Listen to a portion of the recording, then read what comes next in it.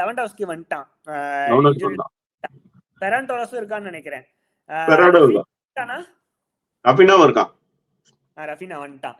So அந்த attack நல்லா click ஆகுது. பின்னாடி இன்னொரு பின்னாடி மட்டும் கொஞ்சம் ஸ்ட்ராங் பண்ணா, இல்லைன்னா வந்து அவங்களோட கவுண்டர் அட்டாக்கிங்க வந்து ஆப்பனண்டோட கவுண்டர் அட்டாக்கிங்க சரி பண்ணா அப்படின்னா, ஹைலைன் ஆடாம சரி பண்ணா அப்படின்னா சூப்பர் டீமா இருக்கும். அண்ட் நீங்க சொன்ன மாதிரி லாலிகால வந்து ஃபர்ஸ்ட் இருக்காங்கிறதுக்கு முக்கிய காரணமே, அதுக்கு நம்ம பின்னாடி வரலாம், ரியல் மேட்ரிடோட சொதப்பல் தான் காரணம். ஆமா, அது ரியல் மேட்ரிட் சொதப்புனா இவனுங்க டக்குன்னு லீட் எடுத்துருவாங்க. மாத்தி மாத்தி அப்படித்தானே, இவங்க சொதப்புனா அவங்க பண்ணிடுவாங்க.